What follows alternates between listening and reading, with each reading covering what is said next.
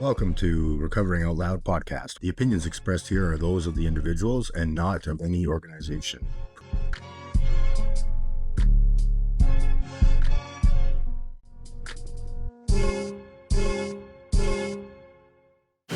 And we're live. What's up, gang? Doesn't this look like I feel like we're on David Letterman or something. Bro, I feel like the background here. I feel like we just won up Theo Von, all those guys. Yeah, I feel like we're about to go #1 trending on YouTube right now, bro. Yeah, I mean, this background is sick. Yeah, and bro. Apologies to everybody if you hear yelling and screaming and honking and drunk people. That's because the Leafs just won. Yeah. Yeah, bro. The Leafs just had their last regular season game. Yeah, it's chaos downtown as per usual. I just got off the subway. I took the subway from Upper City to right downtown, and it's crazy to me, bro. Every time I come down here, still I get like a buzz.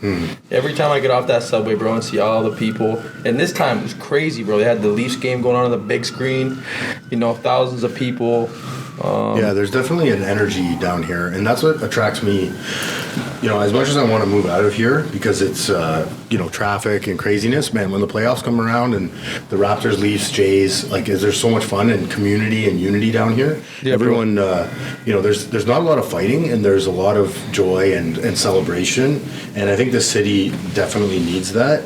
But do you ever see fights out there? Because there's so many people. Yeah, but not like in the playoffs, and there's fights when other teams come to town and whatnot. Well, what about when the Leafs play the Habs? You don't see no one yelling at each other down there? Yeah, I mean, I don't know. I don't partake in that activity anymore. But, I'm sure, there was times when I would definitely haven't been there. It's funny, though, when you stop, hanging out with that crowd, you don't really notice the bad shit, right? Because you're not in the middle of it or getting into it with people, I don't do bad shit anymore, but when someone's fighting, I don't know, it catches my attention right away. Yeah, there's something about a fight that, and remember in high school when there was always a fight after school and people would fight, and it's all people talked about all day, and it was that was a big deal back then, To be honest, I was usually the guy in the fight. Yeah. So. Yeah. Yeah, bro. How's everything with you, bro? You moved away, man. I know. You don't live with me no more, man. I'm out the sober house. Yeah. Bro, it sucks. I wasn't even... So, to be honest, I started working a month ago, right? And I didn't see Anthony as much as I was seeing him before. But, I'd still see him at the end of every night, right? Even if I get home from work, say 7, Anthony'd be out doing something. And then he'd get back at, say 9, and I'd be in my room chilling. Even just that 20 minutes at the end of the day. Just chilling with you, talking with you. Yeah, I miss that too, man. Yeah, bro. It's that cheesy saying, you don't know what you miss until it's gone, yeah, bro. you don't know what you got till it's gone. I miss your dumb ass, bro. I miss you, man. But no, it's cool. We had a good thing going there, I know. And I knew it was going to be short-lived, but it was definitely, I think we took advantage of it. 100%, bro, 100%. Yeah, it was a lot of fun. What do you do now for fun? What do I do for fun? Does anyone hang out in the house anymore? Nah, not... I mean, I be hanging out with Jack. My shout out, Jack. I've been watching lots of sports with him. But to be honest, man, my life has been, way too invested into work. And, it's a shitty feeling, man, because I feel like I have no choice. In a way, because you need money. I need money. I need to pay my bills. And I'm not making great money, so I gotta work a lot to be able to pay my stuff, right? To be honest, it's making me miserable in a way. Today, I thought I was going in for a few hours, and I get home till 7 o'clock. Saturday, yeah. Saturday, right? And it messes up my plans. Other plans I have with other people to do things, and it puts you in a tough position because it's I wanted, you have set boundaries, right? And I want to do what I say I'm going to do, but I feel work has to come first. I don't know where to decipher in my life, where does it actually not come first, right? Because I'm going to work 5 days a week. I work my scheduled shifts, but when he asks me to work a Saturday, it's I know I have the right to say no. Yeah, why can't you say no? But something inside of me makes me feel like I'm not a hard worker or I'm a bad employee. I don't know what it is, man, but maybe it's my pride. That probably goes back to the way you were raised, though, too. Is because I can relate to that, you know?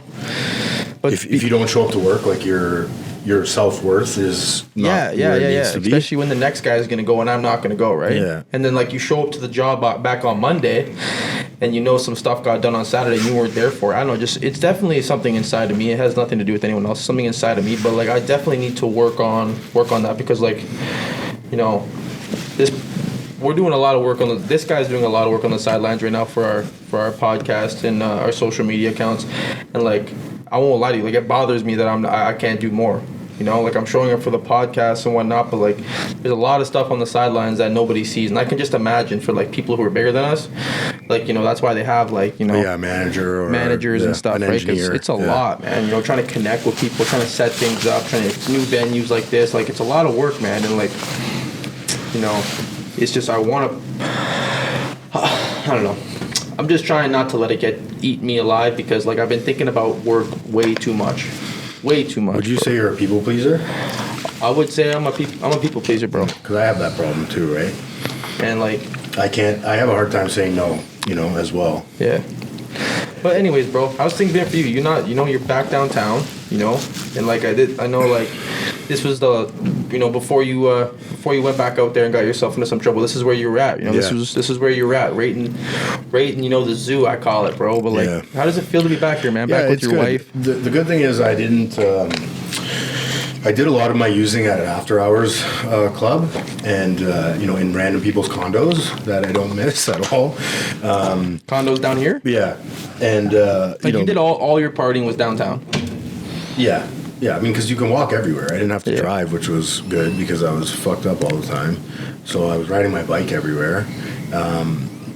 You know, it was, it's, there's like the triggers are there, but they're not, it's not like I walk like into a bar and I'm like, oh man, I used to go here all the time. Like, I went to a lot of bars, but I did the majority of my dark memories are from a lot of the expensive hotels around here. Unfortunately, I wish I just went to the fucking, you know, Holiday Inn, but I had to ball out because I thought it was cool.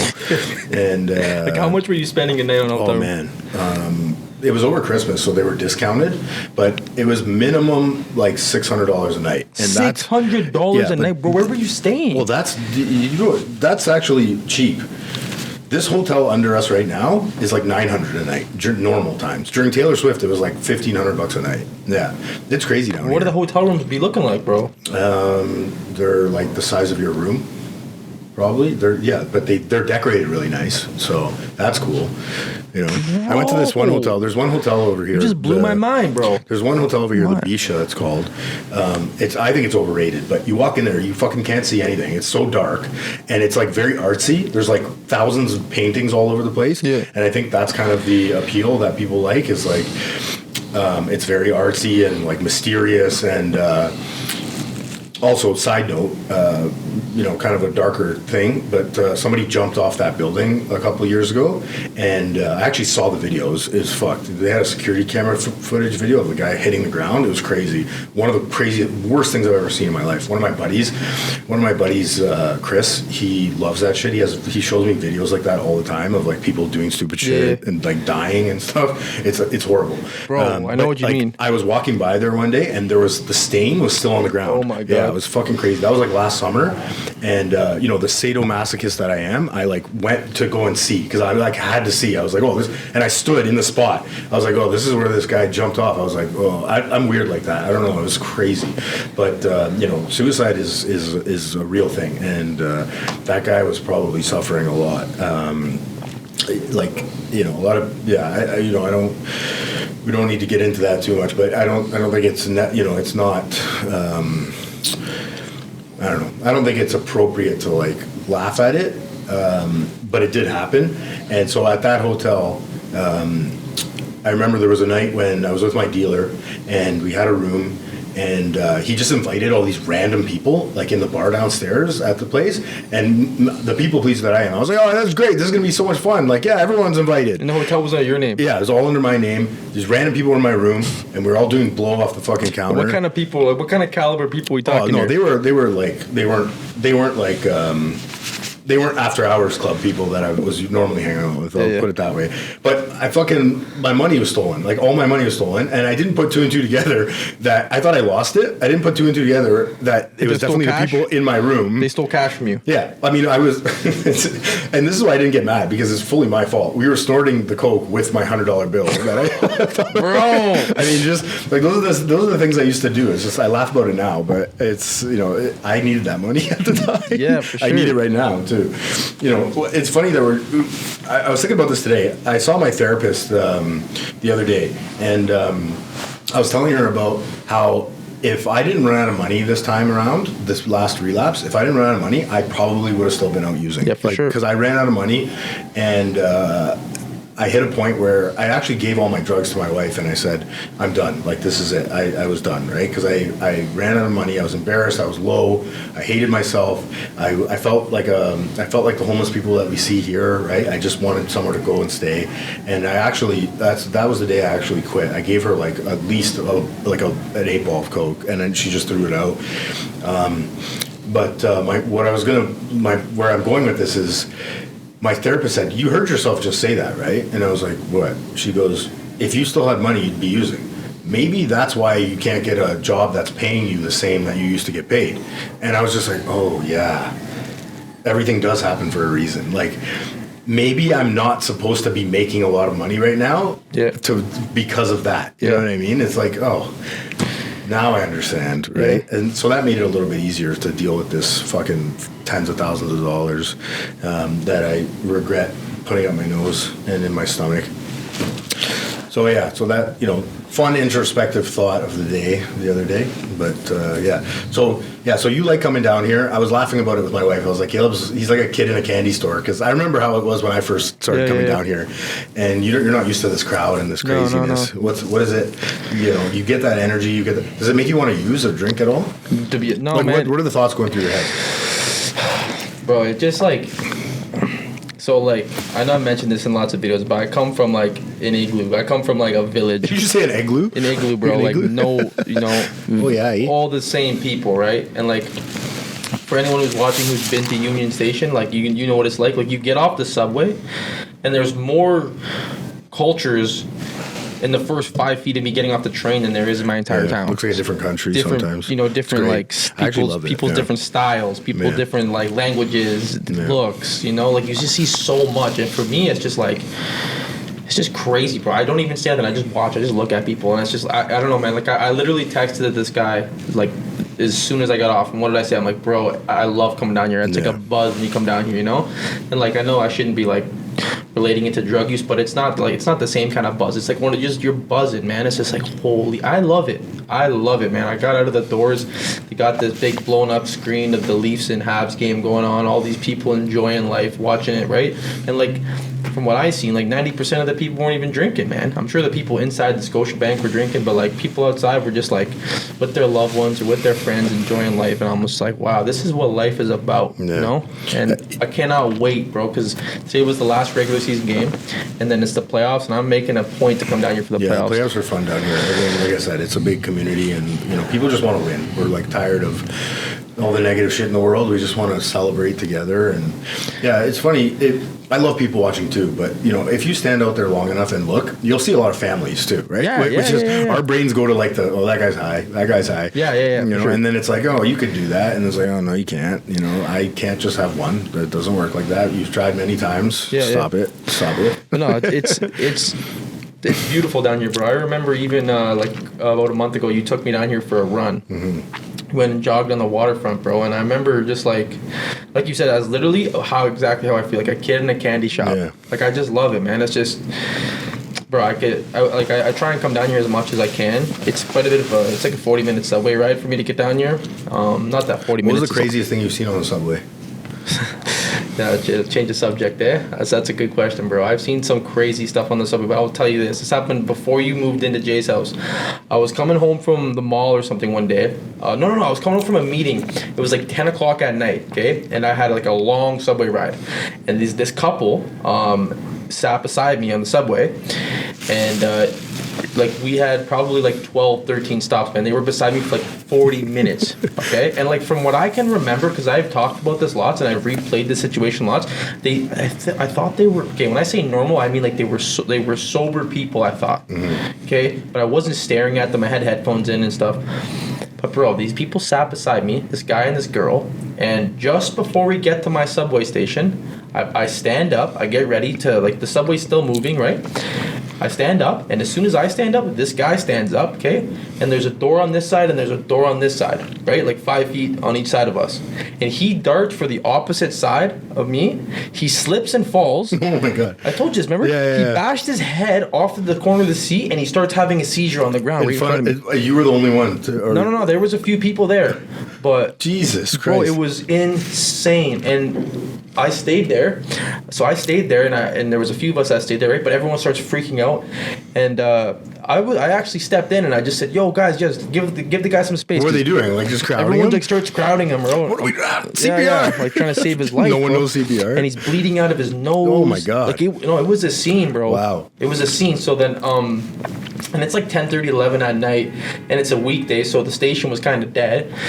So I ran. I waited like probably 30 seconds with the guys. Like, hey guys, just give him some space. And I ran to the end of the train to see if there was like the conductor on the train. But you know how there's like on one side of the train there's like a driver's seat, and then on the other side of the train there's a driver's seat. Yeah. So it's like there's only ever a driver on one side. Well, I ran to the side where he wasn't. Of course. Right? There was no one there. So then I ran up the escalator, and there was a security guard there. And I'm like, yo, this guy's having a seizure.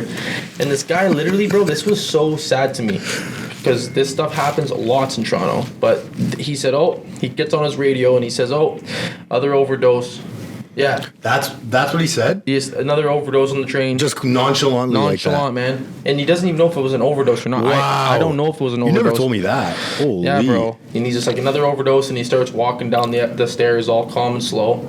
Yeah, bro. Wow, I would have smacked him in the back of the head. So I wouldn't have, but I would have wanted to. This guy's just probably paid minimum wage to sit there and make sure people don't, get on the subway for free. But he didn't have any idea how to save the guy. That's insane. Dude, I waited there. Listen, this is the craziest part to me. Okay, I waited down there with everyone. There's probably like 10 of us with this kid. And when I say kid, he's probably like my age. He's probably like 23-ish. And I waited there for 45 minutes.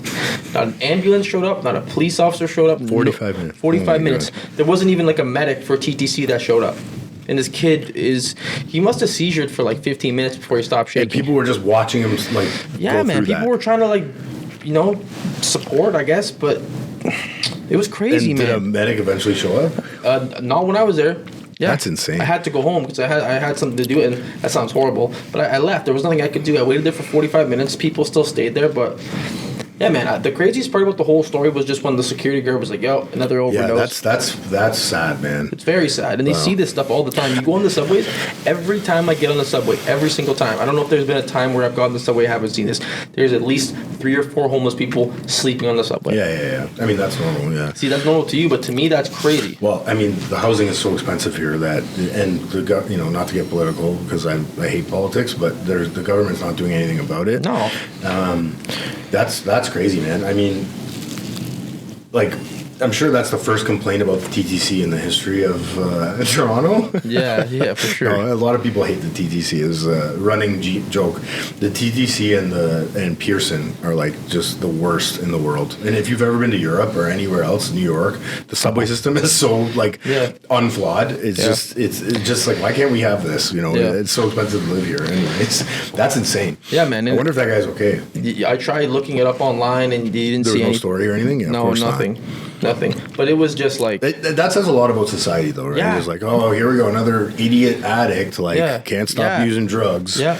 Fucking, inconveniencing my arm because I have to lift it and tell the fucking walkie-talkie that there's... My boss, actually, me and my boss, we chat about this lots. So he's lived in this area his whole life. And we're talking about... whoopsies.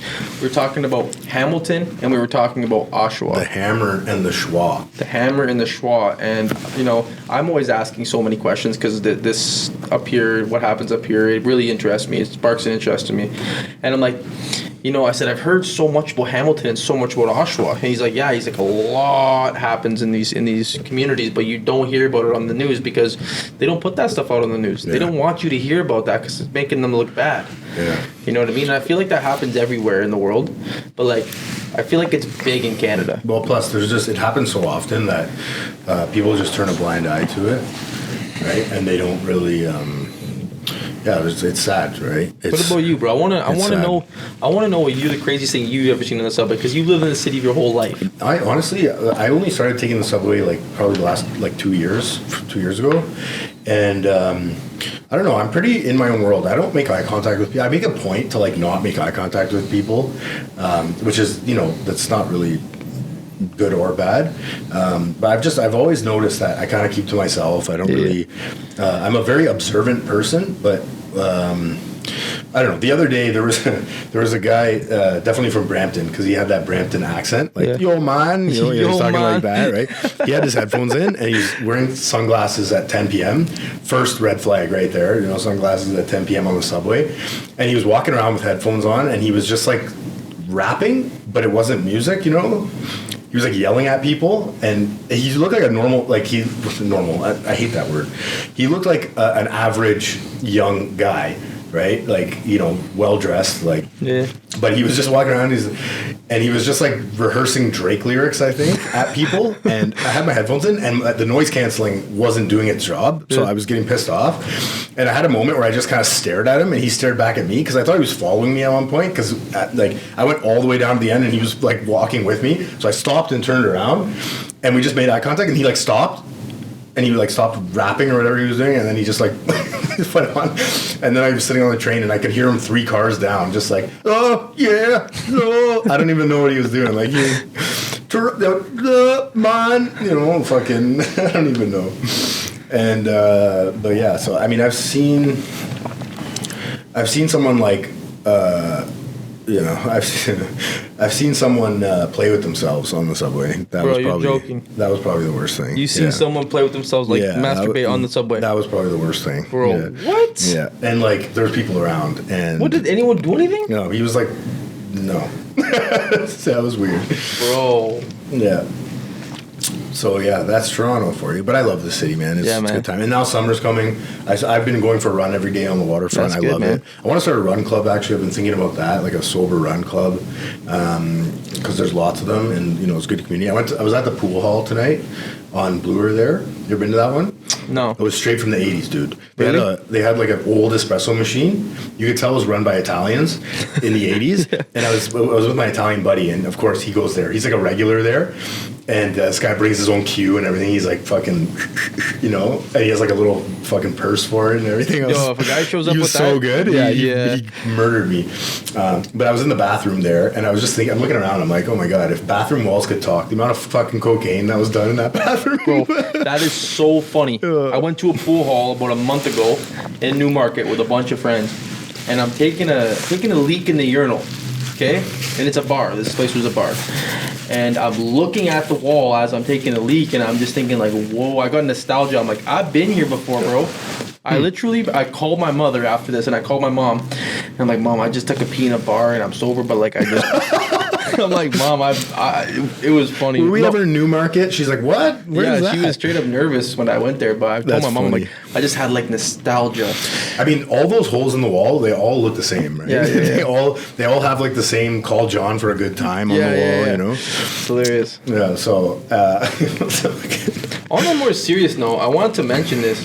I mean, I know we're still starting off here, but like, bro, we've been getting some positive feedback, and I feel like we're doing a pretty good job at putting a message out there, because I've been getting lots of good messages, and I actually got a message yesterday during the day, and it was someone that had reached out to me, and where I'm going with all this is that it just goes to show like how much the stuff we talk about isn't talked about enough. But someone out there was struggling with some mental health. Not exactly what we're dealing with, but I mean, mental health is mental health. Yeah, it's you know what I mean? And they just said like, hey, like, you know, I think it's great that you're talking about this, and it's actually something I'm going through, and I have a hard time talking about it. I don't know what to do, and I've been watching your guys' podcast, and it's been helping me, and like, it's just helped me because I can relate to what someone else is going through, and I know this person personally, right? That's awesome, man. Yeah, so I said, wow, like, you know, I told them to reach out to me later that night, and we spoke a little bit last night, and it just like where I'm going with all this is after we had spoken, I thought that maybe this person had felt a little bit better, right? And I didn't like counsel them. I'm not a counselor, but like what I've come to learn through all this crap, man, is that like sometimes just talking about it with someone, you know what I mean? Like just being like, hey, like this is what's going on, this is what's in my head, bro. Like it actually felt really good. Yeah. And where I'm going with this is that if this is how you feel out there and you are going through something, man, reach out. You're And not we've said this alone. before, but reach out. You're not alone. Just you're not alone. And they actually asked me what they would suggest to help them, and like I said, what helped me, Yeah. I said get professional help. Go try and see a counselor. Yeah. And that's also easier said than done because counseling costs money. But like, you know, There's lots of free counseling services as well. You have to get on a wait list and stuff, but there's something called RAM clinics down here, and I think around Ontario. It's rapid addiction medicine,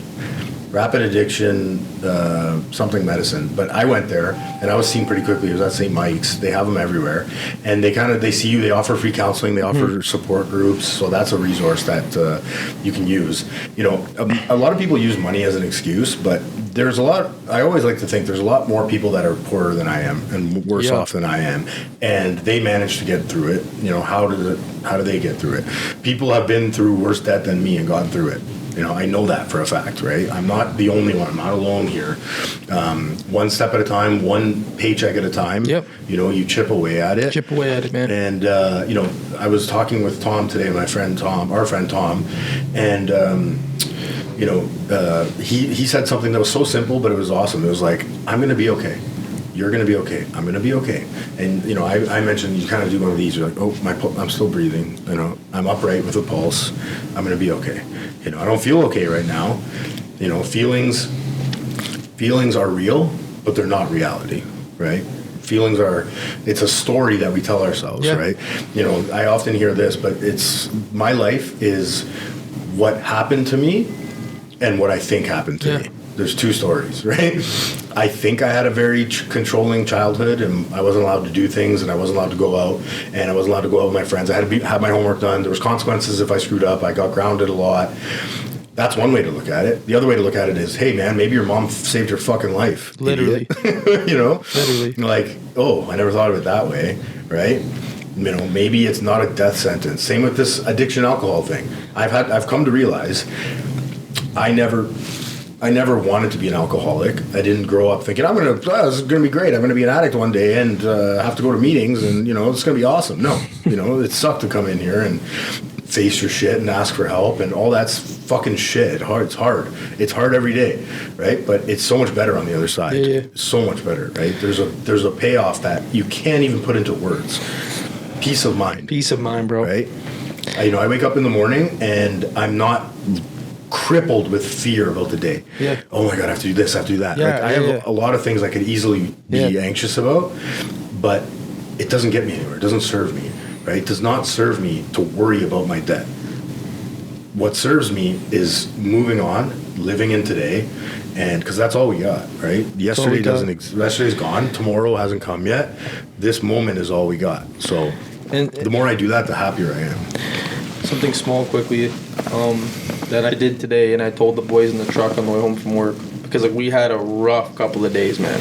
We've been filling in the side of a house with the foundation of a house.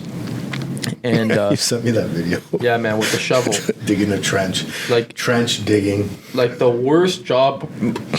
I mean, that's a big statement, but this might be the worst thing I've ever done for work in my entire life. Drywall's pretty shit too. I've done it. No, bro. Like I would do bro. I've shoveled like digging, half a ton of dirt with a shovel. I've done it before. I know. So me and the boys are sitting in the truck with our boss, right? And we're trying not to like rip our boss's hair out of his head. And we're like, oh my, no one was saying a word. Everyone was just like silent, like hating their lives, right? And we're going down the street and I was hating my life equally as much. I can't say anyone was worse. Not hating my life, I was just like, oh, so done with the day. And I look over to the side and like Oshawa has a very like high homeless rate. Population. Like it's very sad what you see on the main street there. And we're going down the street, man, and there's like literally like a herd of 20 people, and it was cold outside, and they were all swarmed up beside each other with sweaters on and like blankets over them, and they were like warming each other up. Oh my God, that's so sad. Wow. And I said, boys, it's kind of beautiful but sad. Yeah. It's beautiful but sad. But I said, boys, you know, we just had a horrible day shoveling, but I said, like, look at to the left of you, man. Like I said, you think you have a rough, you know? Like, where I'm getting with this That's is like powerful. No, that's powerful. You know, I was like, whoa, like this sounds crazy, but like I'm grateful that I got to do that all day and get paid to do that. Yeah, I'm grateful that I had a jacket. You know, I'm grateful that I have a jacket, and like when I look at it like from that perspective, it's like it's so hard for something to defeat you, because like I'm someone who can easily let a crappy day of work defeat me and get me into this crappy mindset where I'm just like F this, F that. But I'm like, no, you know, I looked at it a lot differently after I looked to my left and I seen a bunch of homeless people who didn't eat for probably days, didn't sleep, you know, no money to get high, and that's all they want to do. The only thing on their mind is survival. Survival, bro. When's the last time you know, Like, it's just humbling. Yeah, and that, you know, moves you into gratitude, right? Like, gratitude lists are another helpful tool, you know. Wake up in the morning and just journal out things that you're grateful for, and simple things. Shoes on my feet, legs that work. Yeah. I watched a movie last night called Warfare. It was a great movie, and it was all about, like, the Iraq War. And Crazy, this dude's legs get, like, blown off at one point. And I was so immersed in the movie. That's another good thing about sobriety. I can go to movies and actually watch the movie and be present, and all my problems are kind of waiting out. Like, I'm not thinking about myself, which is a beautiful thing. But there was I got so into it that I just like put myself in that guy's shoes, because it was a true story. Mm-hmm. And then at the end, they showed the guy in the wheelchair, and he, you know, that the rest of his life, he has to deal with that because of one bomb that went off, because of a war that he was fighting for his country. Yeah. Right? Like, it's just insane. You're in a second, your life just changes because of one person's actions, right? So it's insane. Like, I'm grateful that I don't have to walk out of my condo and deal with war today. You know, a lot of people don't have that opportunity, you know. And, you know, we get a lot of people in the city, unfortunately, that complain about immigration and stuff like that, and they just want a better life, man. That's it. It's like my grandparents came here in the 1950s for a better life, for work, you know, and, you know, they worked hard to give me a good life today, and I often forget about that because I'm wrapped up in, well, you know, my coffee was cold this morning, so that it's bitch true, at bro. Tim Hortons, right? It's so true. Like, I got so angry the other day. Not angry, but I don't know. I was angry. I went to Tim Hortons and I got a bagel and a coffee, and I get into the truck and I would take my bagel out of the wrapper, and they're supposed to cut that bagel straight down the middle. You remind me of Vince. Yo, and when I got the bagel, I thought about him, man. This didn't even cut it. You had one job. Yeah, you know, I wanted to go back in there, and if I had enough time, I would have. But I'm like, yo, you're not gonna let this from your day. What would you have said? I don't even know, bro. I probably would have said some rude I feel like shit. there's no cool way to go about doing that, you know? Like, you sound like a Karen no matter what. Yeah, yo, it hurts yourself just saying it, but it's like, you know, I want my bagel cut. Yeah. I mean, is that so much to ask? No, what you said quickly about the immigration thing, I'm not going to get too political at all, but like, the point of it is just saying, like, sometimes I'll get in my own head thinking, like, you know, it's BS, and, you know, I don't. Basically, where I'm going with this is you got to put yourself in someone else's shoes, because like I've been blessed my whole life. Like, I wake up, I go outside, and there's not guns and bombs going off. But like, dude, literally, like, you know, a 12-hour flight that way, you get off the plane and there's bombs going off, and, you know, war going on, and, you know, people with no food, no homes. Like, dude, we're so lucky, so lucky. You know, we are so lucky. We're not going outside and there's not, you know, the government trying to kill us right now, or take your money. Like, and shout out Johnny C, bro. You know, that guy every single morning, man. He's my boy. He texts me every single morning. I don't think he's missed a morning in 3 months, and he texts me a list of things that guy is grateful for. You know, and it's funny because like every day it's a different list of things. Like, that's just goes to show you how much you can be grateful for. Yeah. You know, and it doesn't always have to be like, my car or you know, my freaking shoes. Yeah. It's just like the air, the sun, my feet, mornings, my kids, sleep, my wife. You know, and just like, and he's going through shit right now, my boy. Like, he's dealing with some things that are pretty hard to deal with right now in his life, and like, he just this gratitude can really help you fight off like that shitty mindset you're in.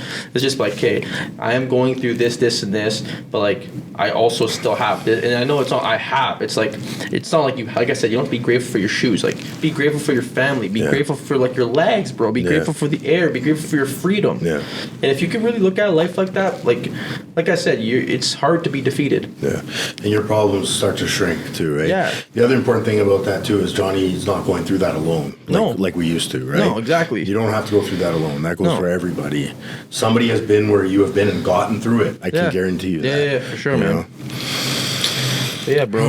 So I mean, life is good, my friend. Life is good, bro. And like I said, this is the first time we filmed down here. It's the first time I've been down here in like, not the first time, but it's the first time in a while that I've been down here, bro. And I worked like 13 hours today. I did not want. No, I wanted to do this, but like I just wanted like a whole new day's energy. Yeah. I was tired, but I am so glad I'm happy you came down too. You know, I'm happy you came down too because I know I was, I was ready to go to bed and turn it in, but again, this is a part of my program, and Tom said the same thing today. He's like, I do this shit because it helps me stay sober too. I need to do this stuff. You know, I went to the pool hall with my buddy because it helps me stay sober. Right? This guy, just company, company of like-minded people, like we said before. It's a beautiful thing, right? So next week we're gonna have my sister. We're gonna have more qualified people on, which is great. My sister's gonna come on, tell her perspective. She's a doctor too now, and that's great. We're gonna ask her what it was like living with a degenerate fuck like me. And that camera just went out, so that ends it off perfectly. But I'm going to cut this out. What do you mean? What camera went off, bro? We're also yours. That's why I was pointing at it because it was blinking at you. We're gonna have a counselor on as well. Yeah, he's a psychotherapist. Yeah, the owner of a sober house. Owner of multiple sober homes. And he's got some great stories. He's been sober a long time too. Guy's been sober for 37 years, bro. So look out for that. Coming here. And like honestly, everyone in the comments, say good job to Anthony because Anthony he's the wizard behind all this, bro. Tell us if we're helping you. Give us feedback, questions, anything you have.